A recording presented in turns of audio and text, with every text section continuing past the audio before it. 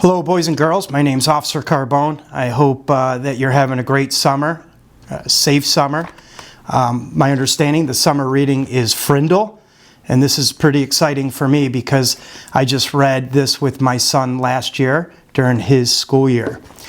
Today, I'm going to read Chapter 10, Freedom of the Press. Judy Morgan was a reporter for the Westfield Gazette, the local newspaper. Westfield was a quiet little town.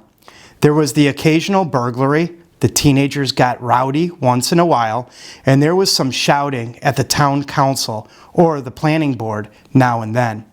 But mostly, things were calm and orderly in Westfield, and every Thursday, the Westfield Gazette proved it. Ted Bell sold advertisements for the paper, and he had a daughter in 4th grade at Lincoln Elementary. He told Judy that a bunch of 5th graders were making trouble and were not obeying teachers anymore. That there was something about a secret code word they were all using. And half of the students had been kept after school one day last week, including his own little girl. The only other story Judy was working on was about 18 new trees that were going to be planted along East Main Street. The trees could wait. This thing at the elementary school sounded like a real story. So Judy Morgan showed up at Lincoln Elementary School at 3 o'clock the day after Miss Chatham had been to visit Nick's parents. The sign on the door said, "All visitors must report to the office," and she did. On the bulletin board outside the office, Judy saw Miss Granger's notice about the punishment for using the word frindle. She stepped back 2 paces, aimed her camera at the notice, and snapped a photo. She read the notice once more and then stepped into her office. Miss Freed, the school secretary, looked up and smiled. "May I help you?" "Yes, I'm sure you can. My name is Judy Morgan, and I work for the Westfield Gazette. I'd like to know about the poster outside the office, the one about the word frindle. Who should I talk to?" Miss Freed stopped smiling. She was sick and tired of anything to do with the word. For the past week, her phone had been ringing off the hook. If it wasn't a parent complaining about a child who had to stay after school, it was someone from the school board trying to get in touch with Miss Chatham or Miss Granger. Miss Freed pursed her lips and narrowed her eyes. She said, "You'll have to speak with the principal. Let me see if Miss Chatham is free." She was. There isn't a principal alive who won't find the time to talk with somebody from a local newspaper. The reporter invited into Miss Chatham's office. Judy noticed right away that the principal was not comfortable talking about this stuff. When asked about the poster outside the office door, Miss Chatham laughed and said, "Oh, that? It's nothing really. Some kids have been playing a prank, and it was time to put it to stop." The principal's laugh sounded phony to Judy Morgan. And did that notice put an end to the prank? "I heard that a lot of children were kept after school last week. Would you tell me a little bit about that? Parents would like to know what's going on." Miss Chatham looked like a kid who had been sent to the principal's office. She squirmed a little in her chair and tried to smile. She said, "Well, we do still have a little problem, but it's under control. Miss Granger may have overreacted a bit. I don't think the children have really been trying to be disrespectful. They are just having some fun, and it's more like a difference of opinion." And then Miss Chatham went on to tell the reporter what she knew about the word frindle and how it had become popular among the students. Judy Morgan took careful notes. And when the principal had finished, Judy said, "Would you mind if I asked Miss Granger a few questions?" Miss Chatham said, "No, not at all." But Judy could tell that the principal wished she would just go away. What could she say, though? Miss Chatham couldn't very well keep the reporter away from Miss Granger because, after all, America is a free country with free press. If Judy really wanted to, she would talk with Miss Granger sooner or later. It was sooner. In 3 minutes, Judy Morgan was standing at the doorway of room 12, looking in at Miss Granger.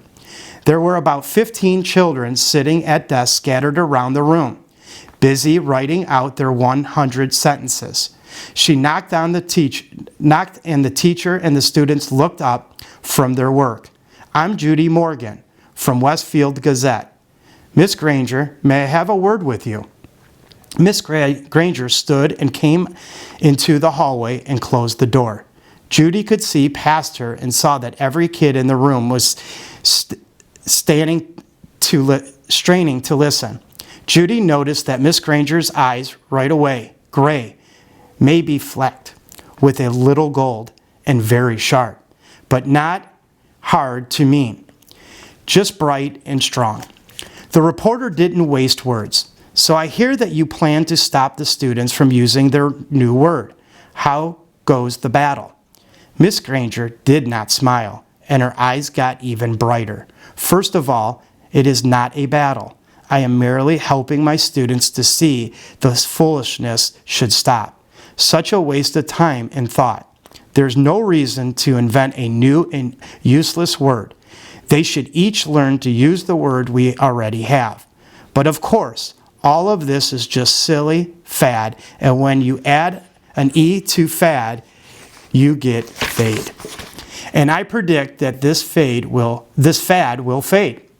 Judy looked up from her notepad and asked, "Any idea how it all got started?" Miss Granger's eyes seemed to almost catch on fire at that question, and she said, "Yes, I have a very good idea how it all got started.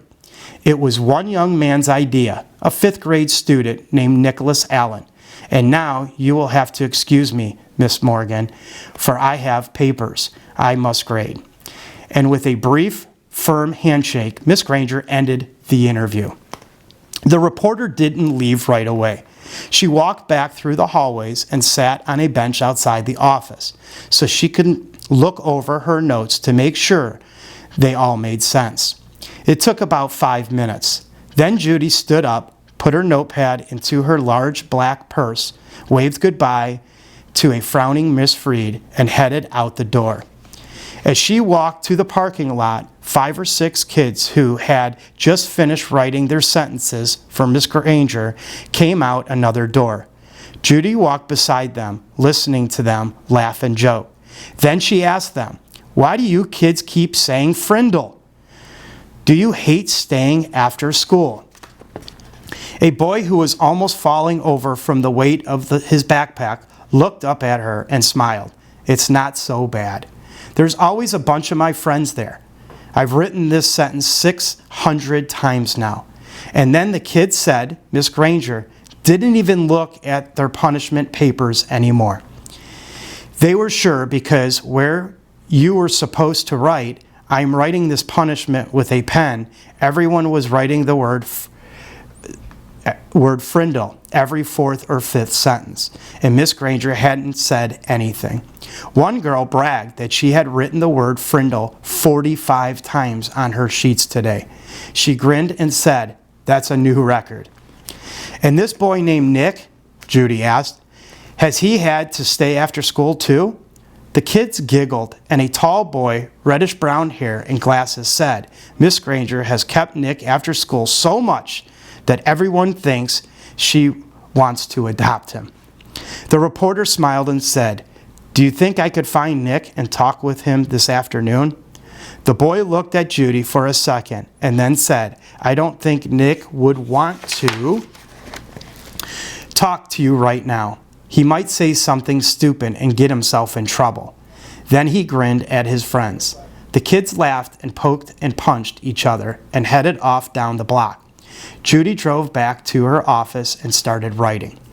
The next morning, a brown envelope arrived at the Gazette office's address to Judy Morgan, and below her name was a written Frindle story.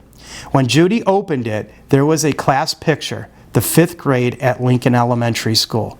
Miss Granger and the 6 other teachers were standing at the ends of the rows, and the kids were dressed neatly, hair all combed, but there was something odd about the picture.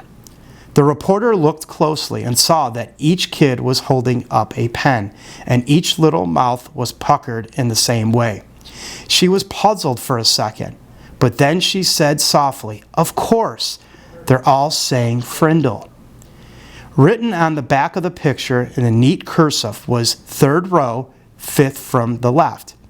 Judy looked at the picture, and there she saw the same grinning red-haired boy with glasses that she said talked in the school parking lot yesterday. She chuckled and said, "Well, well, well, pleased to meet you, Mr. Nicholas Allen." Boys and girls, it was great reading chapter 10 with you of Frindle. And I hope you guys are having a great summer, and I hope it's a safe summer. And I just want to leave you with one last note. This summer, it's definitely cool to read. Just like I encourage my children, I make them read Monday through Friday every day. I hope you're reading, because reading is the key to success for kids. Again, have a great summer, and I look forward to seeing you back at school come September.